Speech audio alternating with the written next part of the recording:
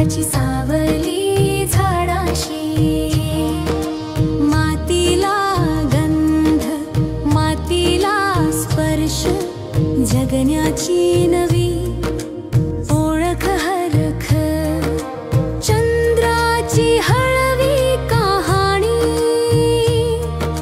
झाडाच्या पानात लपलेली साक्षी।